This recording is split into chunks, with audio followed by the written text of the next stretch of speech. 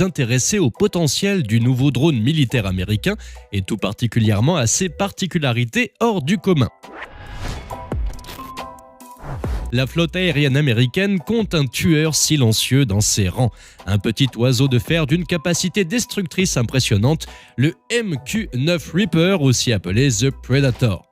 Les drones sont des véhicules aériens sans pilote qui effectuent des vols autonomes ou télécommandés. Le Reaper est propulsé par un turbopropulseur de 950 chevaux pour transporter jusqu'à 15 fois plus de munitions. Il peut atteindre une vitesse maximale de 480 km/h. Cela en fait l'un des plus grands mastodontes du monde, long de 20 mètres et capable de porter jusqu'à 1700 kg. De plus, il a une portée de 1850 km et peut atteindre une altitude de 15 000 mètres, ce qui en fait l'outil parfait pour les tâches de surveillance et comme force d'appui pour les troupes au sol. Les drones Reaper sont télécommandés par un pilote, un opérateur de capteurs et un coordinateur du renseignement, mais peuvent voler sans assistance pendant plus de 30 heures. Chacun possède 368 caméras capables de capturer 5 millions de pixels, pouvant créer des images de quelques 1800 millions de pixels, tandis que sa caméra vidéo recueille 12 images par seconde. Le drone est armé de missiles qui peuvent détruire les véhicules de combat en mouvement tels que les hélicoptères et les avions.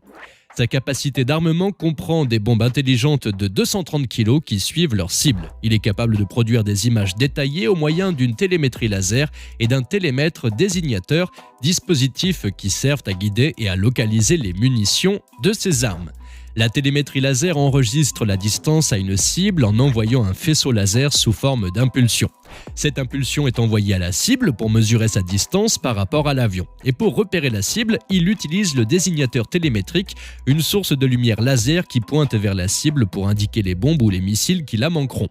Si une cible est marquée par un désignateur, le faisceau invisible est tiré.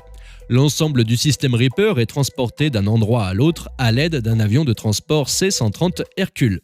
Pour augmenter son rayon d'action, 2 capsules de carburant de 380 litres ont été installées sous les halls, ce qui a permis d'augmenter le rayon d'action de 37 heures. Les nouveaux Reapers sont dotés notamment d'une intelligence artificielle et un radar artificiel appelé Lynx. Les mises à niveau du nouveau M19 Reaper ont été effectuées par la même société qui les a conçues, la General Atomics. Et ce, en collaboration avec le Jones Center for Artificial Intelligence pour un contrat d'une valeur de 100 millions de dollars. L'objectif du ministère de la Défense est que les drones Reaper soient capables de détecter de manière autonome les objets se trouvant sur leur trajectoire. L'intelligence artificielle utilisée se base sur le système d'assistance de protection digitale. De l'autre côté, Lynx est un radar à haute résolution construit par Sandia National Laboratories. Il ne pèse pas plus de 50 kg et détecte des cibles à 30 km dans n'importe quel environnement. La résolution peut être modifiée par l'opérateur au sol, atteignant une résolution en mode focus ou directement sous forme de carte topographique. Son interface utilisateur permet de modifier la vue de la cible comme s'il s'agissait d'une caméra vidéo en zoomant ou en faisant défiler l'image. Le Reaper a été importé par la France, les Pays-Bas, le Royaume-Uni et l'Espagne, principalement pour des tâches de surveillance. Les opérateurs pilotent le drone grâce à un logiciel intégré. Ainsi, ils peuvent suivre jusqu'à 12 cibles mobiles en même temps. S'ils doivent attaquer l'une de ces cibles, ils peuvent envoyer chaque missile dans un intervalle de 30 secondes. D'autre part, ces drones peuvent effectuer des tâches de surveillance avec une grande efficacité pendant de longues périodes et à haute altitude. La Garde nationale aérienne de New York les a utilisés en 2008 pour sa légion aérienne de combat. Il s'agissait de la première fois qu'une unité de combat militaire a été remplacée par des drones.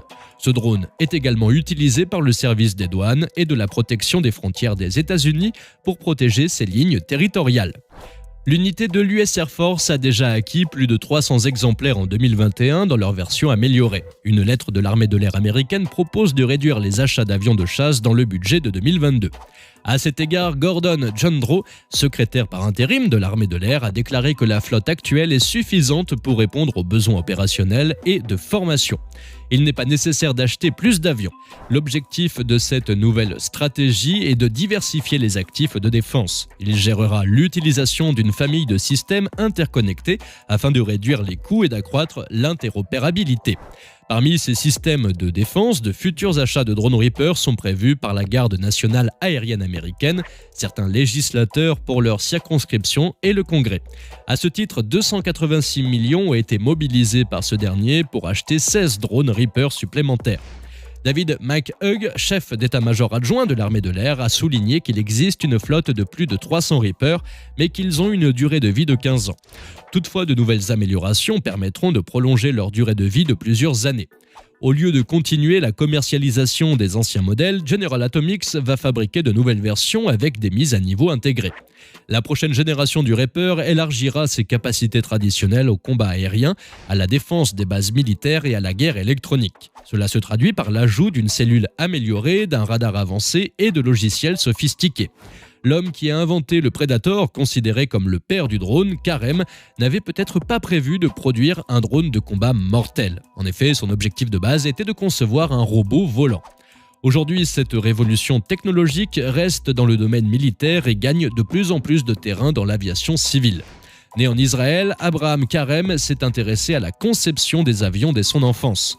Lorsqu'il était officier dans l'armée de l'air israélienne, il a appris à concevoir et à entretenir de vrais avions. À la fin de l'année 1973, il a travaillé sur un avion dont l'objectif était de tromper les signaux radar. Mais le projet a échoué parce qu'Israël n'a pas donné suite au programme, préférant acheter des avions aux États-Unis. C'est ainsi que Karem a réalisé que les drones avaient un réel potentiel dans ce secteur. À la suite de cette prise de conscience, il a décidé de tenter sa chance aux États-Unis, où il y a plus d'opportunités pour les entrepreneurs. En développant sa société Leading System Incorporation et en travaillant sur son projet, Karem s'est entouré de deux autres ingénieurs, Jack Ertenstein et Jim Machin, pour la mise au point d'un appareil léger de 90 kg, comprenant une caméra à son extrémité. Ce prototype baptisé Albatros a volé pendant 56 heures. Face à ce succès, la DARPA a financé des essais en vol de l'Albatros. Puis, quelques années plus tard, le développement du prédécesseur du Reaper, le drone Amber. Il était alimenté par une hélice en bois à deux pales à l'arrière du fuselage et disposé d'un train d'atterrissage en forme de tricycle qui pouvait se rétracter, ainsi que des stabilisateurs en forme de V sur sa queue, une caractéristique qui assurait la stabilité aérodynamique. L'Amber était radiocommandé et pouvait être configuré pour décoller et atterrir comme un avion conventionnel. Ses ailes peuvent se replier sur elles-mêmes et ainsi échapper au courant thermique ascendant. En conséquence, il pouvait effectuer des atterrissages verticaux idéaux pour atterrir sur une cible étroite. Finalement, l'expansion des technologies numériques a permis à l'Amber de devenir le futur Reaper. La technologie GPS était en plein essor, tout comme la conception de nouveaux radars. Autant d'avancées que Karem a utilisées pour ses drones. La société General Atomics a travaillé avec Karem pour concevoir le drone tueur le plus meurtrier de l'histoire. Les drones se sont démocratisés grâce à un changement de perspective et de recherche. À l'époque où Karem développait ses drones, il n'y avait pas autant de scientifiques qui pensaient qu'un vol sans pilote durant plusieurs heures serait possible. Face aux nombreux avantages que propose ce type d'engin, la demande pour l'armée est apparue et a permis le développement du modèle que l'on connaît aujourd'hui.